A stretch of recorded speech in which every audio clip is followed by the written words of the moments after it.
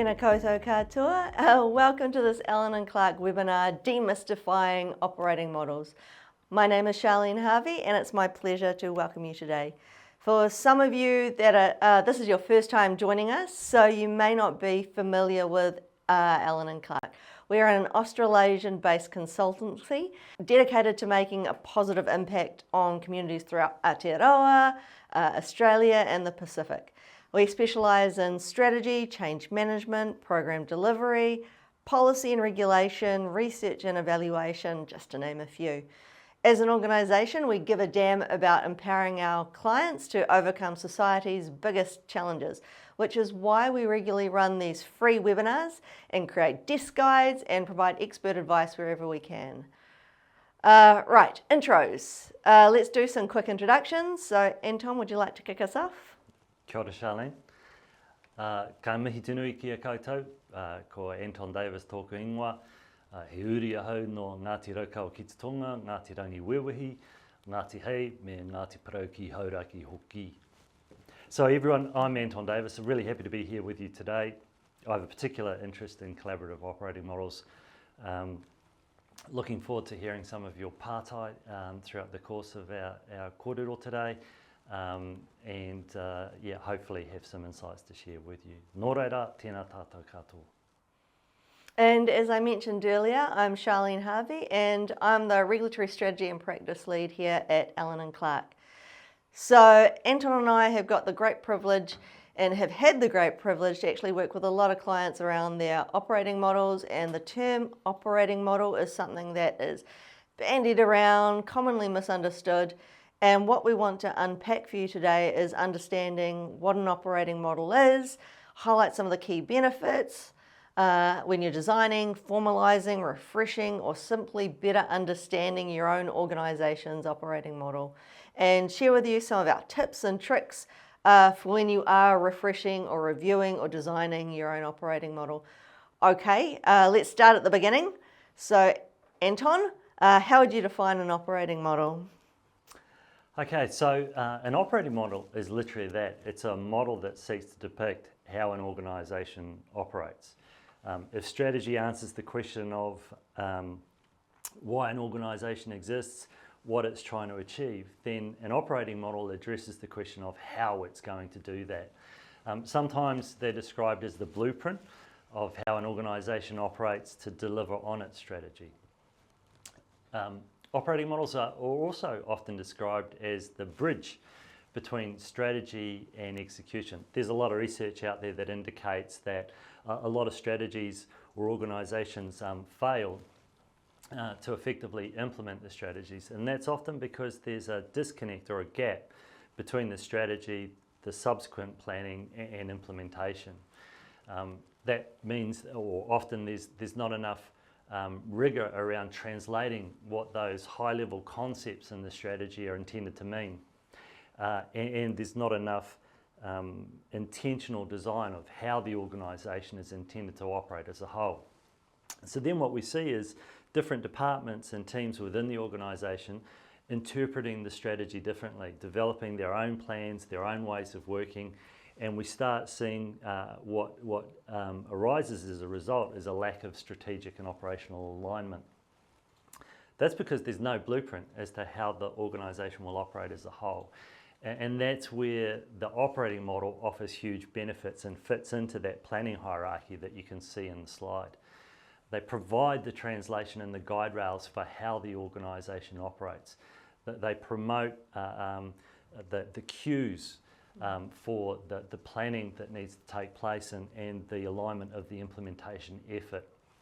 So staff have greater understanding about how they're going to operate and work together across the organisation to deliver on the strategy. One of the things that's often forgotten about or lost in conversations about operating models and design is that we forget that organisations are really complex. They are comprised of many different components and moving parts. They can involve lots of different groups of people conducting a range of functions and activities who are leveraging different methodologies, different tools, different resources. So organisations are dynamic and complex organisms. The art of the discipline of contemporary design of an operating model allows organisations to distill those complexities, conceptualise how the different component parts are best designed, but also how they fit together to become the effective whole. I think it's really important also to understand that operating models can be designed for public sector organisations or private sector organisations. They can be designed for large organisations or small organisations, designed and processes facilitated for the whole organisation, the whole entity, or even a business group or a functional group. So, as I mentioned early on, I have a particular interest around collective impact and how organisations work together. So operating models can be designed at a whole of system level as well. So there are quite a few criticisms that we hear about operating models. You've probably heard them yourself. You might be thinking them right now, and just to front foot it, we've thrown the main ones that we hear onto the slide, which you'll see. Now, in terms of the first point, hopefully you'll now have a sense of what an operating model is, and if you don't, hopefully, we're committed to making sure that you really know what an operating model is by the end of this webinar. But to the second point, this is really, really common. A lot of people's exposure to what an operating model is comes at the back end of a restructure, and as consultants, we're often approached by clients to support them to develop a new operating model, only to discover, pretty early on that what they really want is an organisational structure. Now, that's not what an operating model is. It's a lot richer because it's focused on the whole and how does the whole operate. And so the structure is just one component of the operating model. Now, another criticism is that operating models can be quite conceptual. So this is where people say that the operating model is just the picture that's just in front of them. But actually the way that you make operating models come to life is really, really critical. So the artifacts that you produce should explain the concepts and really help staff engage with them. The diagrammatic representations and the accompanying narrative should increase the accessibility and further bring the concepts to life. Sometimes operating models are touted as, the magic bullet, and we just need a new operating model because that'll fix all the challenges and criticisms and it'll answer everyone's questions, with the new operating model. They aren't a magic bullet and they won't solve all your problems. So we tend to think of operating models as a strategic tool, and just like any other strategic tool, you need to be really mindful of who is it for, how is it going to be used, how is it going to be implemented, how is it going to be communicated, and to whom and for what purpose and what value will they see in it. I say this because it takes away the focus from just the creation of a document or an artifact to the beginning to think about how you even start thinking about reviewing or designing an operating model as the process itself. The process of designing an operating model is a deliberate consideration of each of the components and the conversation that goes around it, and the process is a real mechanism for change, and it's just as valuable as the outputs. The outputs itself will give you an evidence base, a rigor around how you operate and why, so you want to make sure that you're taking the time and consider that the actual review or development of a new operating model is a process. I wanted to kind of make this really clear because one, if you're about to embark on reviewing an operating model or designing an operating model, you're going to come up across these criticisms. But also I wanted to reinforce, the designing of an operating model is not just around filling in a picture or a template. Yeah, I think that's a really important point actually. I think that the schematic reference that you made, the risk there is that you're thinking about an operating model in a really one-dimensional way. But the process affords you the opportunity to create a much richer understanding across the organisation. And if you create that base understanding, then you're putting people in a position to innovate, to find ways to improve, to operate more effectively. So I agree 100% with those notions and ideas. I think it's also worth noting that if organisations aren't adopting the discipline of formalising the ways that they operate, they're not capturing and designing intentionally the ways that they're going to operate, then I think they're potentially missing out on a range of the benefits that are potentially available. Those benefits include things like increasing value creation, increasing impact, improving operational efficiencies, improving reputation, and creating greater social license even in some cases. So really important set of benefits that are potentially available. We've summarised a range of those benefits on a slide that you should see on the screen now, and I'm not planning to go through them all with you, but there were two in particular that I just thought I'd touch on really lightly. The first one is around the alignment of people, and this is really important. This is one of the greatest benefits that I think the op models offer, and that is aligning people in terms of their understanding of what it is the organisation is trying to achieve, but how they go about achieving it.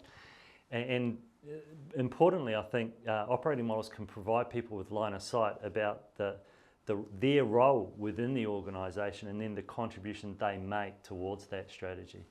The alignment piece is also getting everybody on the same page and understanding how they work together. So the alignment piece, really significant benefit that's available. The second point that I just wanted to touch on is around the integration of operations. So this is another really important opportunity to be intentional around the way you design the different processes, the different functions, and really architecting the interfaces between different functions. And I say that because the emergence of silos or siloed activity within organisations is one of the most common problems or challenges that we hear about. And the operating model provides you with an opportunity to engineer things in such a way as that to avoid those silos emerging, to create the common understanding about how you can get integrated and cohesive operations happening across different functions and different teams and at the organisation as a whole level.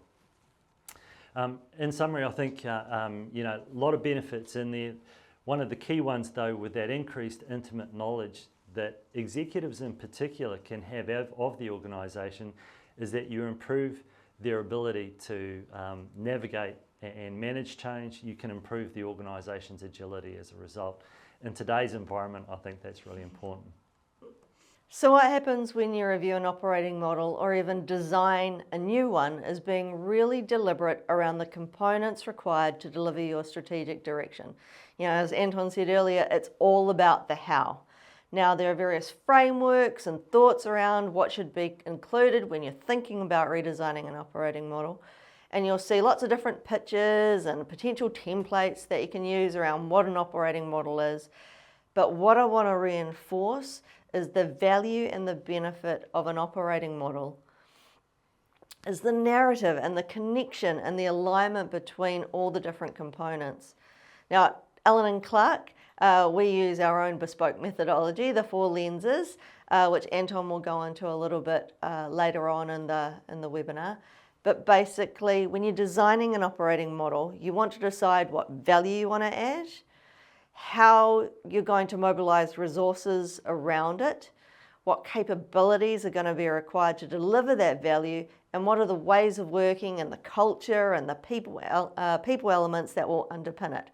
So typically, the components that you would expect to see in an operating model are the value proposition, some kind of description of the core capabilities, a description of the key processes and workflows, the infrastructure used to support operations, and then some people components. So how are people and operations organised and managed? And then most importantly, how do all the components effectively work together? To make this a little bit more practical and real, we've thrown an example of 2 similar services on the slide, so taxis and Uber. We've articulated on the slide the different components of their respective operating models, and if you look at each of their components, you'll see how they cascade their value proposition through each of those components and how collectively those components create a cohesive approach. So if you look at Uber, so Uber's operating model is primarily technology driven, and it emphasizes flexibility and convenience, and you have an approach which is all based around a mobile app. And it's the app that creates the interaction between drivers and customers, whereas a traditional taxi model or taxi companies rely on fixed pricing structures, regulated professionalism, and the taxi company is the mechanism and the main interaction point between drivers and customers. Now, at first blush, you'd think, how different could the two operating models really be? In fact, they could be quite similar. A ride is a ride. But when you start to unpick the components, they're actually quite fundamentally different. Yeah, so in that notion of a ride is a ride, what are the differences in terms of the strategic capabilities that the two approaches deploy? Yeah, so as you'll see on the slide, taxis, they've got a strategic capability around, they're managing a fleet of vehicles and they're managing their drivers. Uber, on the other hand, is based around a technology platform and data analytics, and everything is based around the mobile app. Now, by choosing, that approach, Uber doesn't incur the costs of owning a fleet of vehicles or even the management overheads of managing the drivers, which means that Uber can focus and on just maintaining and improving the technology platform, and it's that which connects the drivers and the riders. If you then see what are some of the flow-on effects, you take a component like quality control. Now, in a traditional taxi company, quality control and safety is regulated through local laws like driver licensing and vehicle inspections. And you can see how that links to the value proposition. Traditionally, taxis market themselves and kind of brand themselves around being, highly professional, credible, trusted. Whereas Uber, which is basically a step removed from the delivery of the ride or service, builds safety features into the app like trip recording or sharing the ride details with friends and family. And quality control is through the two-way rating system of both passengers and drivers to improve the driver-passenger interaction. Another way to see the connection and the cohesion between all the different components that makes up the operating model, if you look at Uber's value proposition, so that's their unique offering to customers, they're focused on being convenient, affordable, with rides on demand.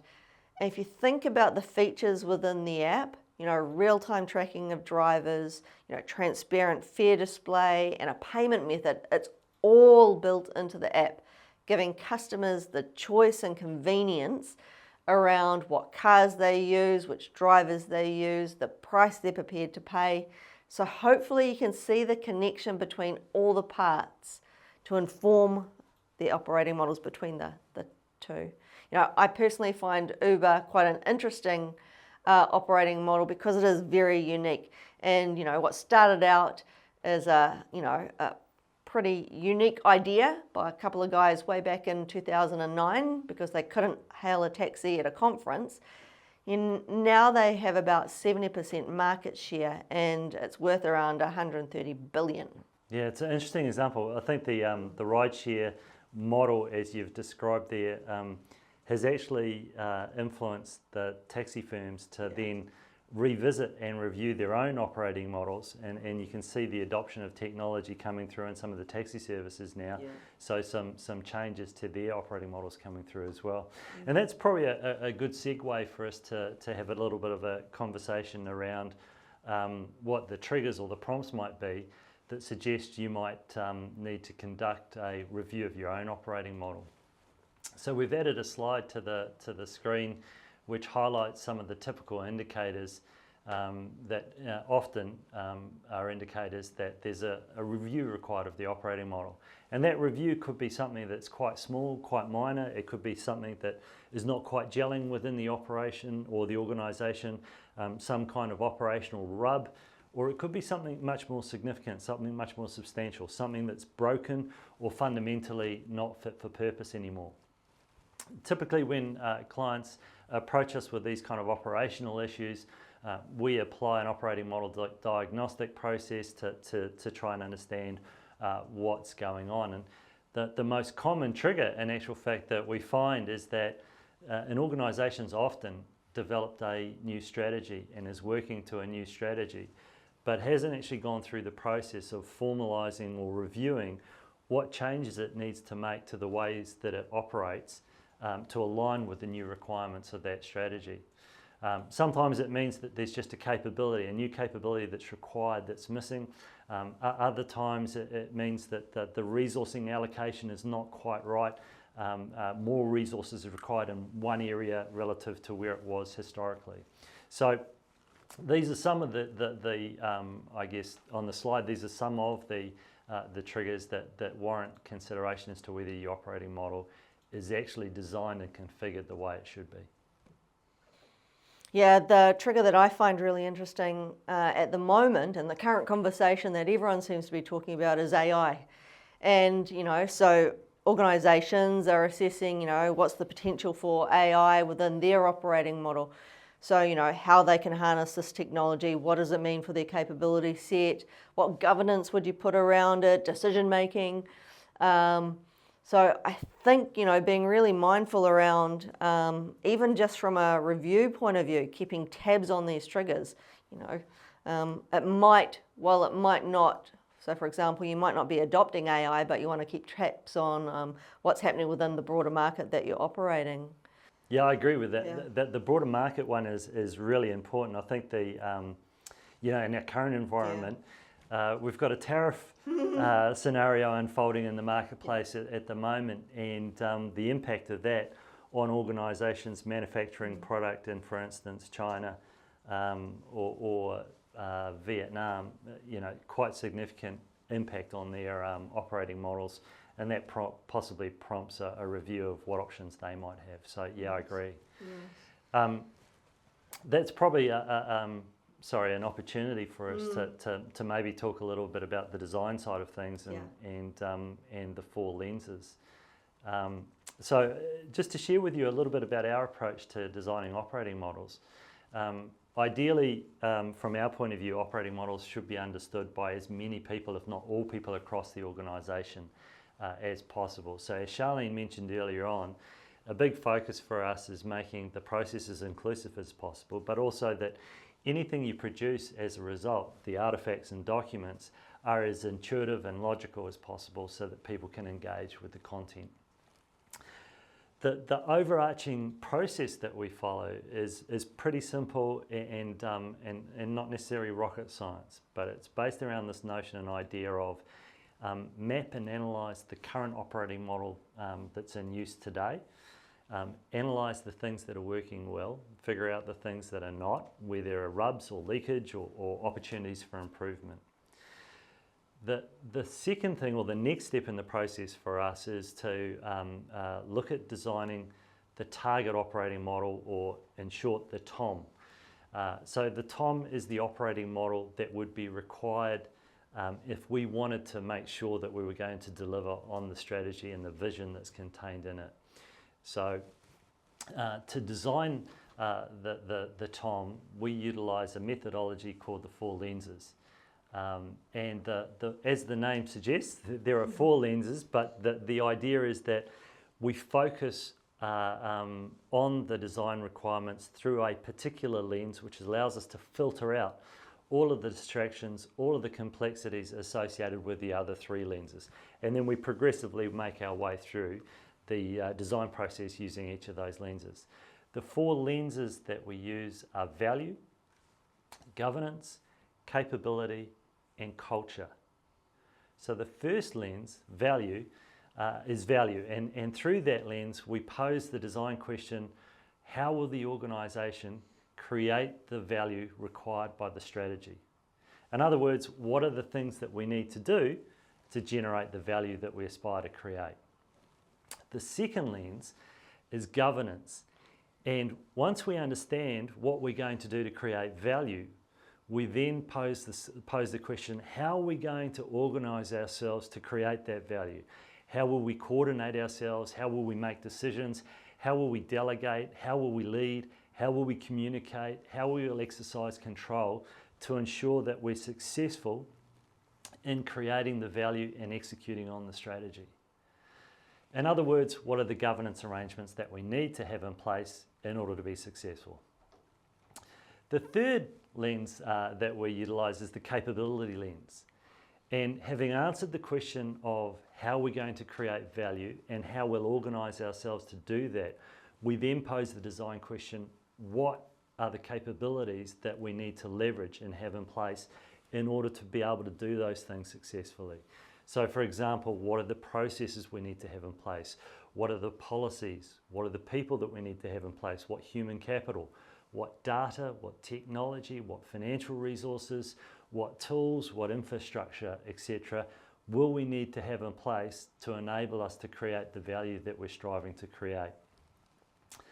Finally, the fourth lens is culture. And while it's the fourth lens, it's by no least the least important, not by no means at all actually. But having considered how we'll create value, how we'll organise ourselves to do that, and what tools and capability we'll deploy to do that, we then pose the design question, what are the behaviours that we need to have in place in order to be successful? In other words, what are the cultural settings we need to have in place? What's the belief system that needs to underpin all of that? What's the environment that we're needing to create to promote and foster the kind of behaviours that will lead to our success?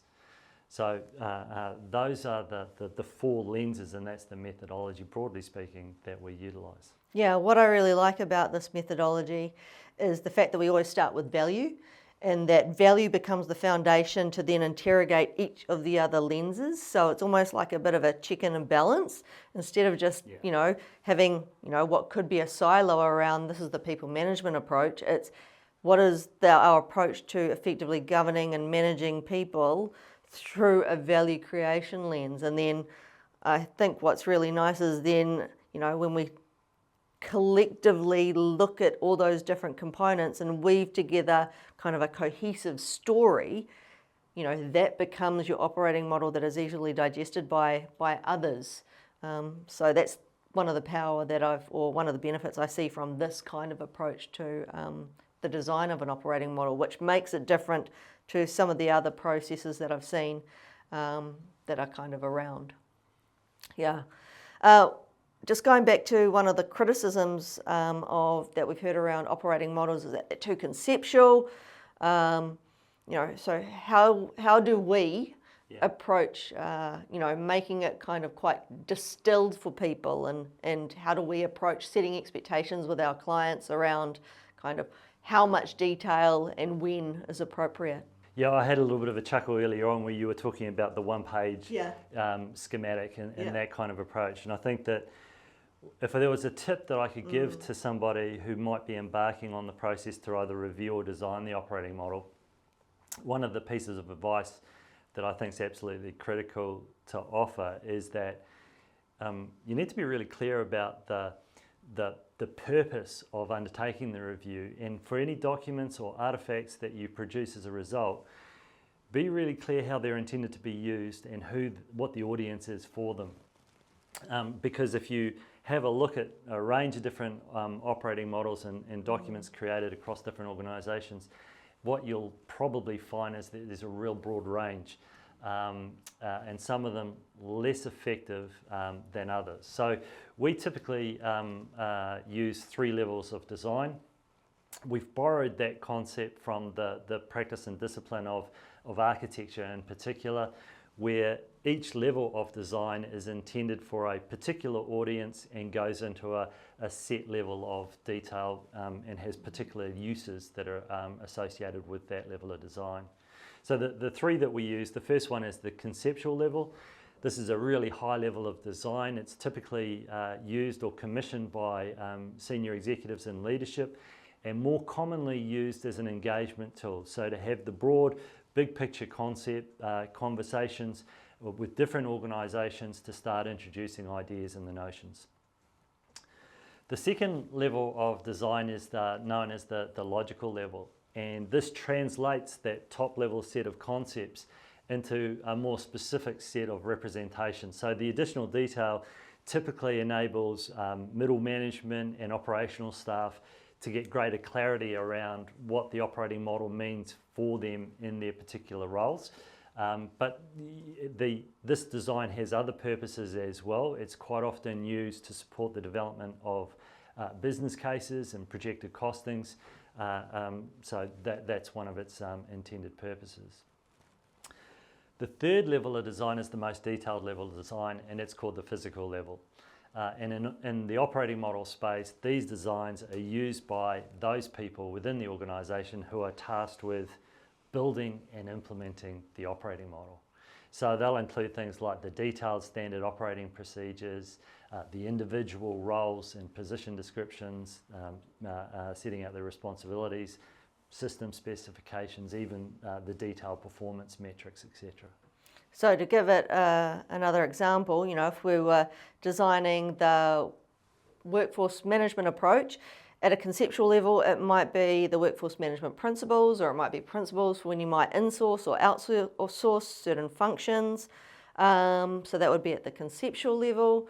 And then at a physical level, it would be the nitty-gritty job descriptions. And there's a bit of a range in between, but it all depends on what the purpose is and what the client needs and what's appropriate for how they're going to use it. Yep, exactly.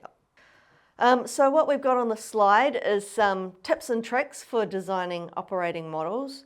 And there's a few things that we would recommend. We won't go through all of them, but we'll have a bit of a chat about some of them.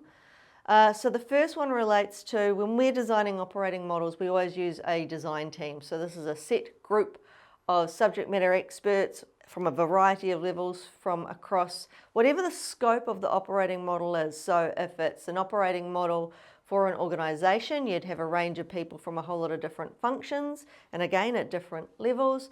If it's a business unit or a business group, it would include the key people from within that business group, but you also might want to include who is the key customers of that business group. And the reason why you'd be including them is because you want to understand how is value derived from their point of view. So it's integral into the design of the operation. So you're designing a process that's very, very inclusive.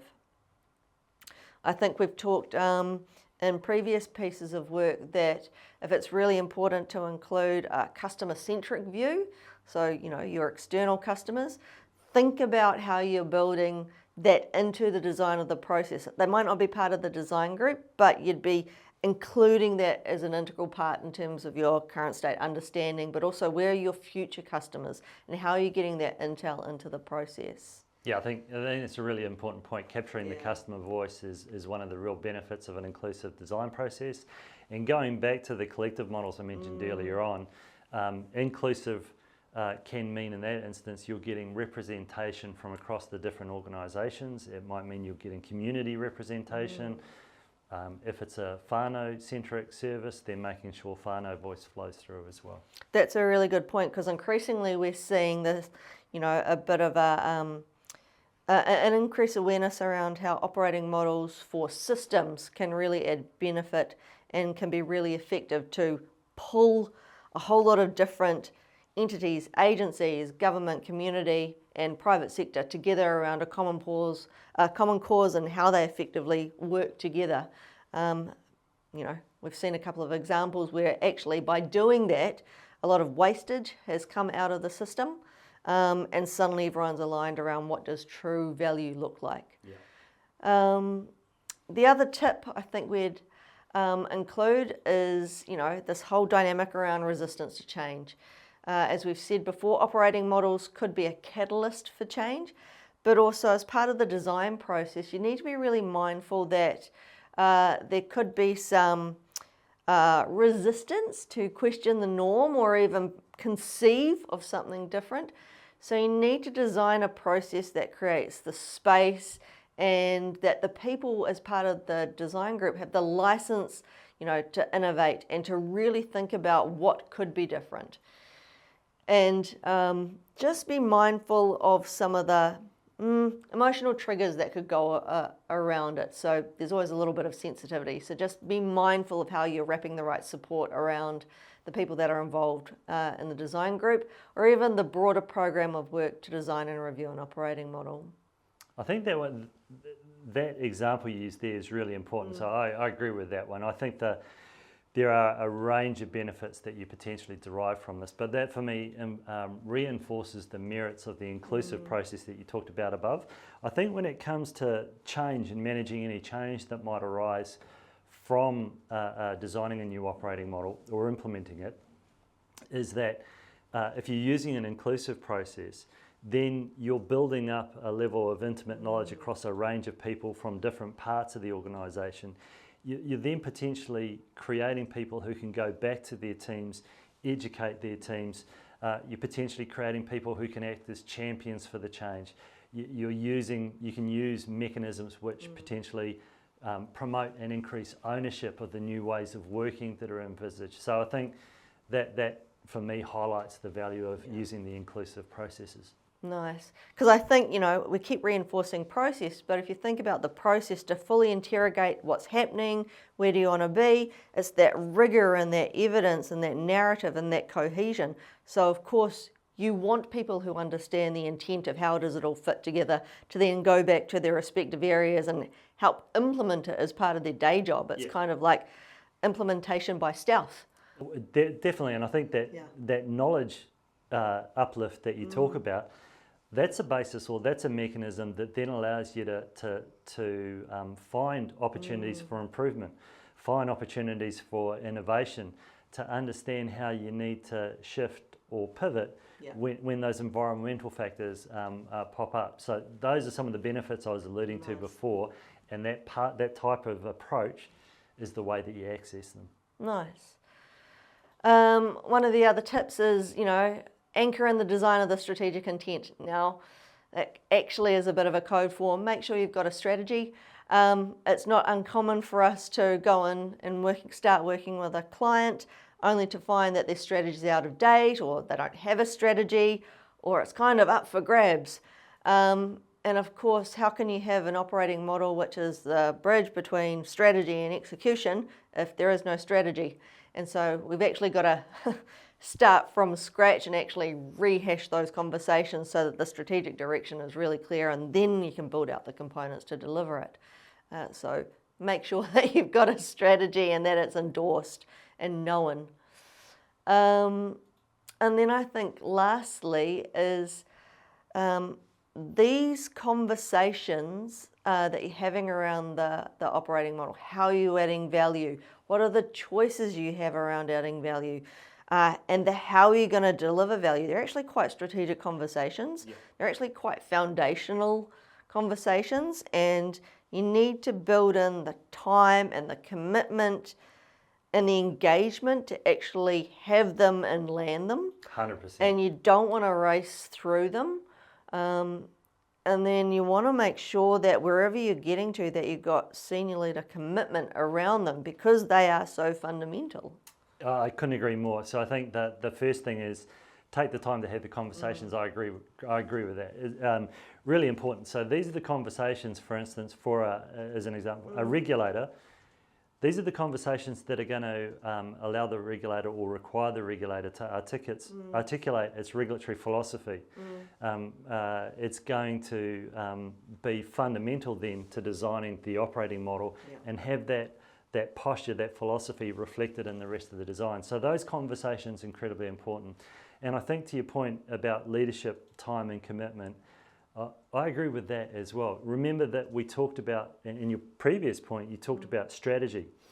And earlier on I mentioned that the operating model actually provides you with a translation of strategy into more operational concepts, but how the organisation operates as a whole.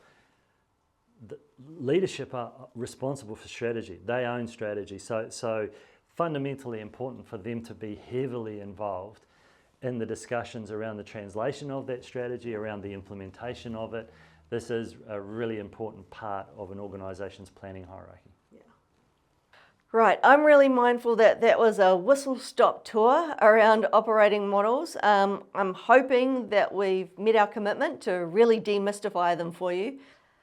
Right, on to the questions. So if you've got any questions, please add them into the chat and we'll do our best to answer them. We had a lot of really great questions submitted during the registration, which is great. So we'll kick off with a few of them. So, first one, I'm going to throw to you, Anton. What does the operating model look like in the charitable sector when your clients are your service users, but founders are the customers? Oh, okay. That's not an easy one to start off with. Thank you very much. So I think it's useful to understand, I think, that charities, the public and private sector organisations, they all actually have funders and they have clients. In the case of charities, it's important that through the operating model design process, I think that you're really clear about what your value propositions are. And I think that one of the things that we sometimes don't understand is that public sector and NGO organisations, it's really important for them to have value propositions. It's sometimes overlooked. So really working hard to define clearly what those value propositions are. I think that we sometimes think that the end user is the only stakeholder who's interested in the value proposition, and we architect everything towards to that group. But the reality is that an organisation can develop more than one value proposition, and the way to navigate the space is to create clarity about what the value is that you're creating for your funders or that the funders expect you to create, and then what the value is that you're creating for the end user, the service user, the client. And there is a tension, undoubtedly there's often a tension that you have to maintain and a balance to strike. But if you go through the process of really nutting out what it is that each of those different stakeholders values and the proposition for both, then I think you're in a much better place to design the rest of the operating model and achieve and strike that balance between the two interest sets. Yeah. I see that there was quite a few questions that have come through around how do you get buy-in to a new model, or how do you get people to change model, change to the new model, and just that whole notion around, getting a groundswell of people to kind of adopt a new operating model. I know we've talked a little bit around, including people in the process, making it real for people. Are there any other tips and tricks that, we tend to include along the way? Yeah, it is a tricky one, and it's a legitimate challenge often, because I think, generally speaking, in the marketplace, there's not a common understanding of what an operating model is. So there's an education piece that we often have to do when we're looking to explore the merit and prosecute the case for going through that review and design process around the operating model. I think being really clear about what problems, we put up the slide earlier on that sort of highlighted some of the operational rubs or triggers and prompts for redesign. So being really clear what those might be in your organisation, and then starting to develop up the benefits that you're trying to unlock and tap into. I think those are some of the really important parts of building and mobilising supporters for the undertaking the activity and investing in the process to develop the operating model. Yeah, I know we always talk about, as part of our narrative, we always include, what are the shifts, the to to from, where is it going to, and how do we make the end state really clear if we're talking about a TOM? How do you make it really real in terms of when the target operating model is fully mature or fully implemented, what will it mean for staff? So the use of personas, scenarios, anything that'll help bring that end state to life, and make it clear in terms of what it's going to be different for them as part of their day jobs. Yeah. Let's look at the next one. If moving away from a top-down operating model, how do you manage risk, especially around a lower level of understanding of political context amongst the wider organisation? There's a lot in that question, and I'm not necessarily sure that I understand it entirely correctly, but I'll take a punt. If we're talking about moving away from a hierarchical governance structure to a more devolved way of working and a more devolved way of making decisions, then I would say the same approaches that we've described in designing an operating model would apply. And I think that devolved decision-making models and devolved delivery teams are not uncommon. We see them quite often, particularly where we're looking to deliver services in place or develop solutions in conjunction with community, for example. The key things here are about analysing and defining what looks good for your organisation in terms of decision making. So what does a good decision look like? Then you can consider the question, all right, what are the information flows? What are the inputs you need to have to enable that decision maker to make a good decision? And I think in terms of the reference to the political context, you could say, well, what those inputs and the information flow needs to consider is you need to enable the flow of information so that the decision makers understand the context.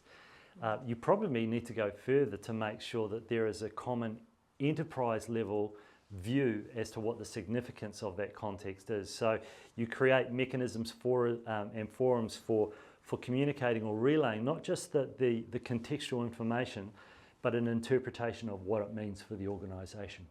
Yeah, so in some ways, if this question is around, more like devolved decision making, you're shifting some of the guide rails that would naturally be at the higher order hierarchies, and you're lowering them. So what's the capability of staff to make the decisions? What are the guide rails to help them? What are the checks and balances? And I think that might be a way to help mitigate kind of some of the risk that is involved. Yeah, I agree. Yeah. Okay, we'll take some of the live Q&A questions that have come through. This one is from Steve. So what's the balance between having an op model that is too vague or one that is too detailed? Well, thanks for the partai, Steve. My first thoughts around that question is that we talked about the three levels of design, and I come back to having clarity around what the audience is intended, who's the design intended for, the documents you're creating, who's that intended to be used by and for what purpose, and that I think is really important question to start with. Quite often we try and use one document to meet all these different needs. So obviously sometimes it's going to have too much detail for some people, not enough for others. But if you can get clarity on exactly what you're trying to achieve, what the different documents you're producing are for, you can calibrate those so they meet the specific needs of having the right level of detail, the right information to meet the requirements of your particular audiences. In some cases, it's not hard to produce two different versions. So the summary level can actually be distilled quite quickly if you've already got a detailed level, although the traditional approach is to come top down. And it doesn't mean that you need to go detailed on all the different components. So I know with some clients we've done a high level conceptual view and then done a deep dive in terms of one of the specific components that was the most needed. Yeah. So, and again, that's what the client needed. That's what was the purpose. So you had the story, the narrative, how does it all fit together, and the right amount of detail in the right areas. So hopefully that answers your question, Steve, because it's kind of, it depends. There's a question here from Michelle. Kia ora ANC tima. Public sector agencies have undergone extensive challenges in org restructures in the last 12 months, with potentially more to come. This has left some with op models and resultant org structures looking a bit like a moth-eaten lace. Great metaphor. This pace that it seemed The pace is such that it seems like there is no appetite to breathe, pause, and redesign the op model. What advice would you give to get this on the table? Oh, big. That's quite big. So it's kind of that process of recalibration, relooking at your foundations. We see this quite a bit when it's kind of, now that the dust is settled, what's left. And in some ways you're going through the process to go, well, where are we now? What is the current operating model? Sometimes those changes are done in a piecemeal way, so you actually don't know how the overall operating model looks. And if you're a business group, you kind of want to get a sense of how does it all play out now? How do you even get this on the table? Yeah. Kia ora, Michelle. Ngā mihi mō te pātai. It's a big question, so I think it is a real challenge. It's very current and not necessarily easy. I think the first thing I'll do about answering the question without answering the question is to say it's easier for organisations to navigate that level of quite disruptive change if they already have formal designs of the existing model or the pre-existing operating model in place. To respond to those changing factors in the environment, it's then an easier process to understand what levers you're going to pull, what resources you no longer have access to, and how you might reorganise yourself to create the value that you're still tasked with creating.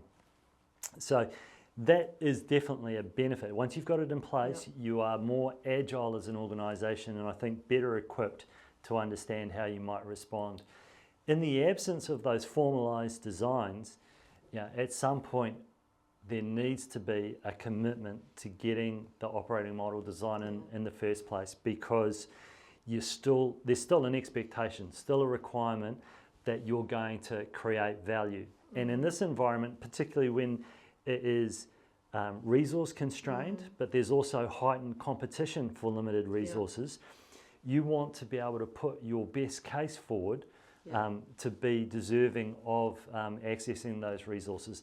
That means you need to be clear about what value you're going to create and how you're going to be able to create it.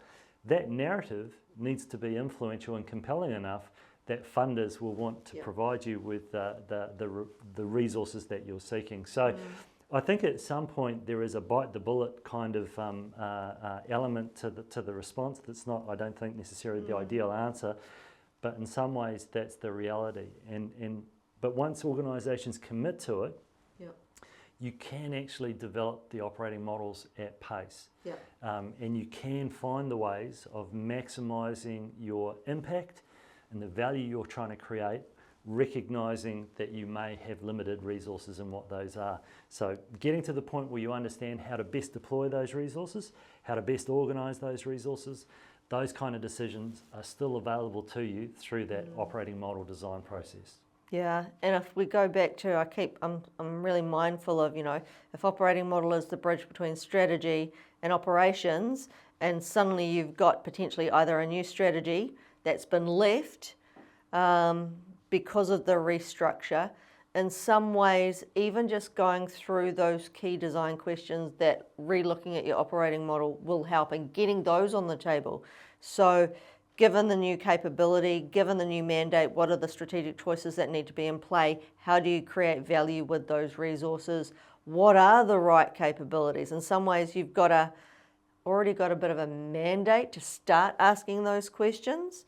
So while it's not about creating the artifact, because an artifact is just one element, it's what are the conversations, what is the conversations that need to go around that the leadership team should be asking in order to implement the new strategy? Yeah, definitely. I think the benefit available is that you go through those, revisiting those discussions and considerations around how you create value.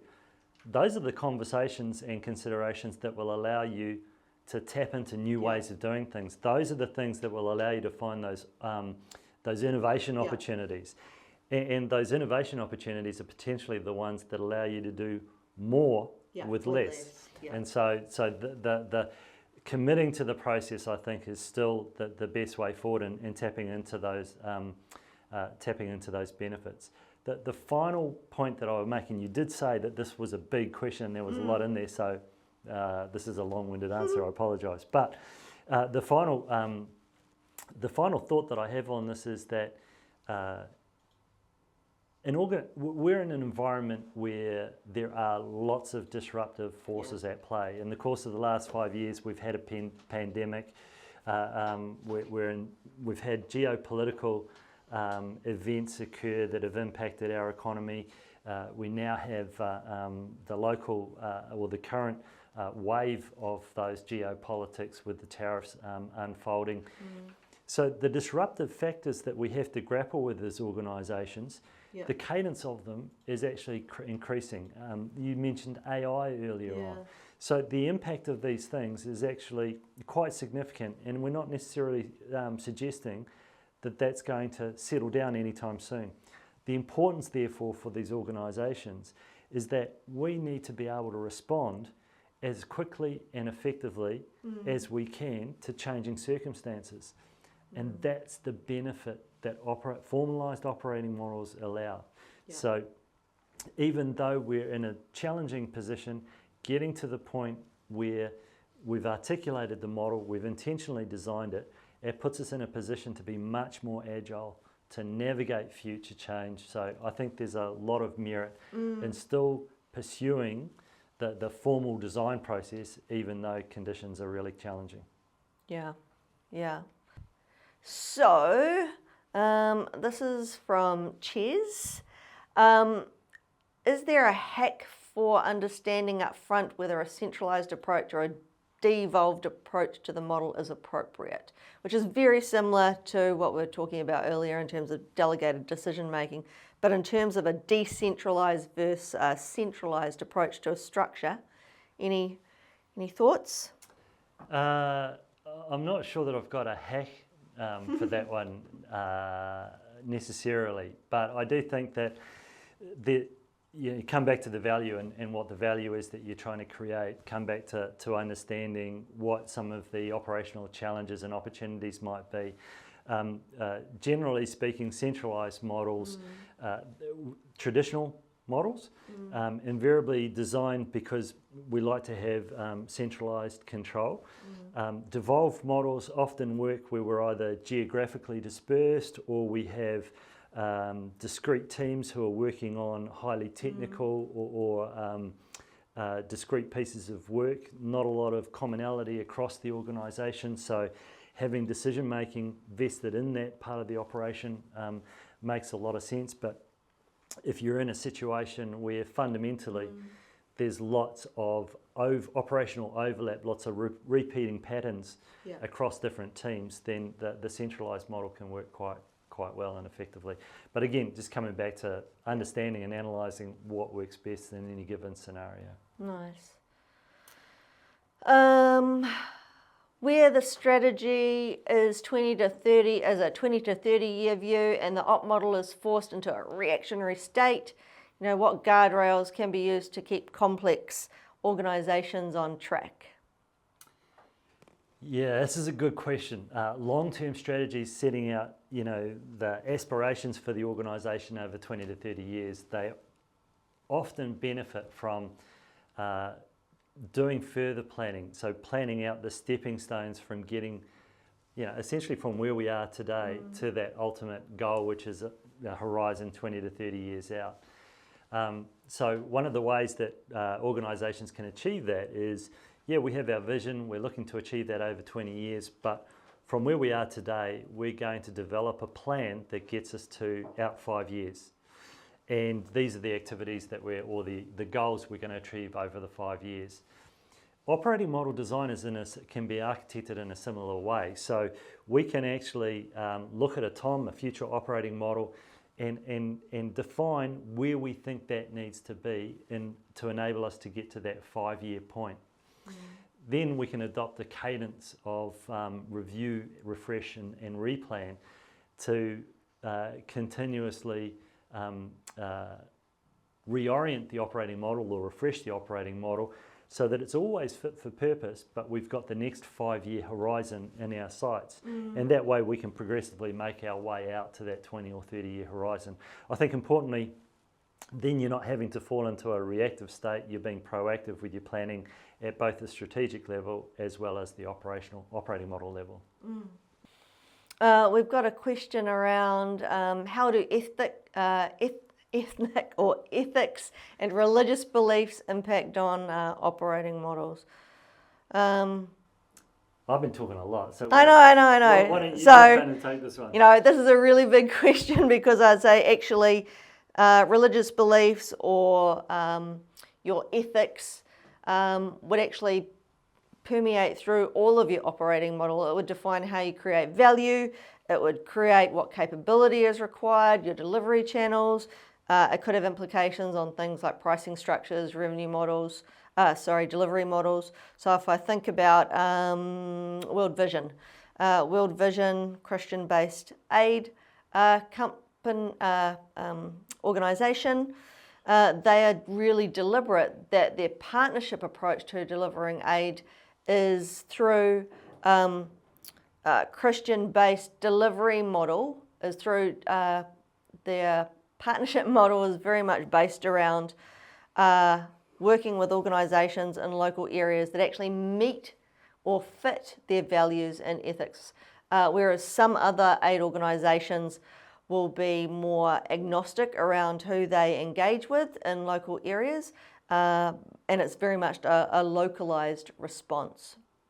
Yeah, I think, going back to the approach we described earlier on with the 4 lenses, because there is that culture lens, your belief system, inherent part to designing the operating model. So, this is a question from Janet. It can be overwhelming when, as well as a strategy and operating model, there is also work going on and looking at functions and capabilities for an organisation. Do you have a picture for how all these fit together, and if there is a best order to create these in? So, yes, there is a picture. At the very beginning of the webinar, we had how the strategy, is at the top of the pyramid. The operating model fits between strategy and implementation planning, and typically you'd see functional and capability design would be subsequent to an operating model, because usually functional and capability design is focused on a business group, and usually you want the narrative and the cohesive rigor that goes around the design of an operating model, which talks about the how do all the components fitting together to be an input into the functional design and the capabilities that are required. In some ways, the operating model will answer the higher order questions that will inform the functional and capability design. So hopefully that's a quick fire question. A couple of questions from Sarah. You mentioned that an op model is a tool to help us focus on the how we work. Do op models typically also look at the what we work on? Yeah, that's an interesting question. And I think, yes, they can, insofar as an op model can help organisations understand and articulate what things are most important to them. So the prioritisation mechanisms that traditionally sit within that governance lens that we talked about in terms of the way of working, that is definitely an element that they can support with. Yeah, and I think it's about levelling. So I'd say, is it your base level prioritisation tool? No.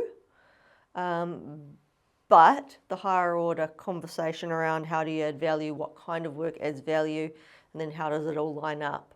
Yes, so it might be the levelling element.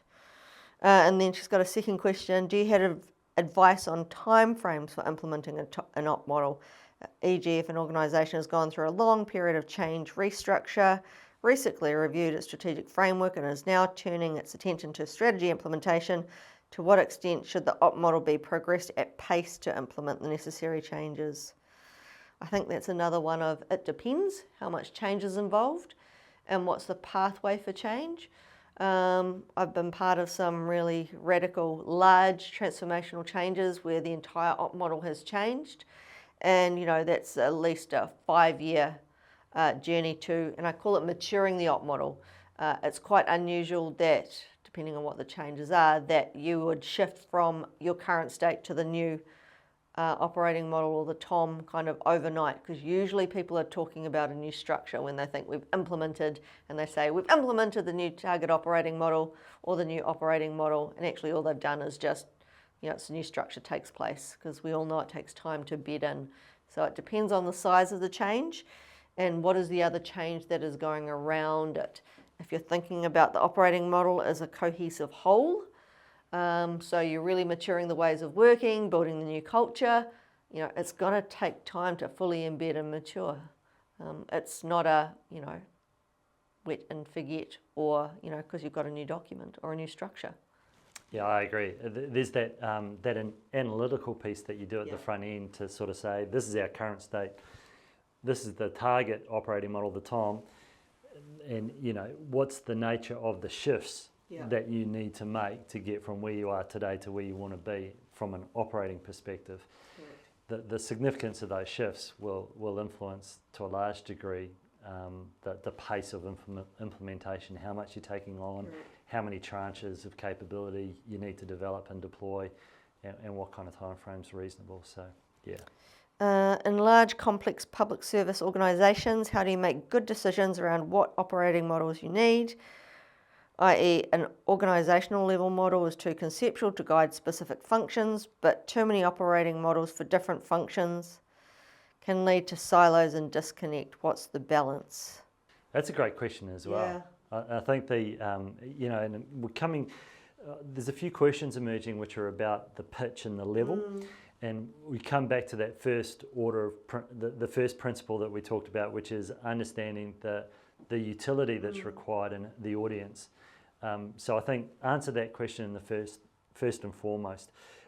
There are ways of designing a high-level operating model, which is potentially conceptual, but doing it in such a way that it has sufficient guides and anchor points for the lower level designs to get the cues that they need to understand how they're supposed to design the functional level elements.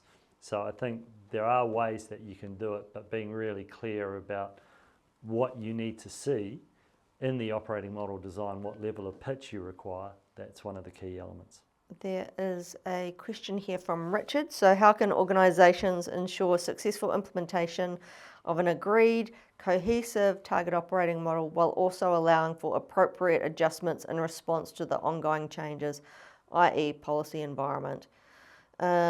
I actually tend to think you need to be really mindful of what's your total change capacity, so your capacity and capability for change.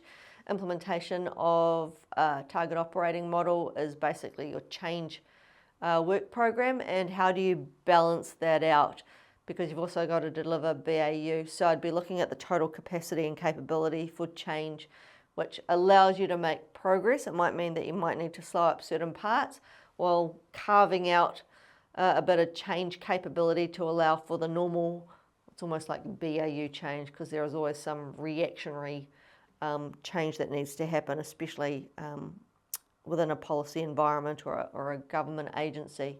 So it's getting the right balance of change while making progress and monitoring it. The last thing you want to do is be putting all your emphasis, all your eggs in one bucket, and then kind of doing a stop and start approach to your change program. And then I think the last question, when you design an op model, do you take a completely fresh approach or do you redesign an existing op model? So I think that, if I were to coin one of your phrases, this is a depends answer, but in some ways it does depend on whether you're just doing a review. So if you have a sense that there are minor changes in the operating environment, minor contextual factors, broadly speaking, you feel that the organisation is generating the value that it wants to or having the impact it wants to, then the answer might be that you're taking a lighter touch type of approach. If, however, there's been a fundamental shift in strategic direction, fundamental shifts in the environment and the operating environment, or we know clearly that the organisation is not creating the value that it needs to create, then there's a case to be made for a much more substantial review and a definitive case for redesign. I think that the key is, if you're an organisation that needs to be innovating and finding new ways of working, that you want to open yourself up to really exploring the ways that you can conduct yourself, the ways that you can create value and have impact, to challenge some of the status quo and find those new and improved ways of working. So that's some of the considerations, I guess, that come to mind for me. And in some ways, you want to be almost agnostic at the beginning of the process, because you're going through a discovery period of going, well, what's actually happening as part of your current state analysis compared to your strategic ambition. And you almost don't want to have that, should we just refine or is it a new one at the beginning? You kind of want to see what the discovery period and the diagnostic approach actually illuminates. What you think might be, it's actually, we're going okay, but given the strategic direction and the market forces in play, you might actually need a completely new operating model, or at least discuss the possibility of an alternative one, because it might come down to the appetite of leadership to really go there. But at least you've done the due diligence and you've been deliberate around the strategic choices that it will take to deliver that strategic ambition. So it depends. Unfortunately, we've run out of time to answer all of the questions today. We are happy to catch up with you at any time to answer any insights, any questions that might arise, or even discuss potential ideas that you might have. If you're interested in any of the other webinars, there is a load of other webinars that are on the Allen & Clark website, so please go check them out. Well, that's us. Ngā mihi for joining us, and we'll see you at the next webinar. Kia ora.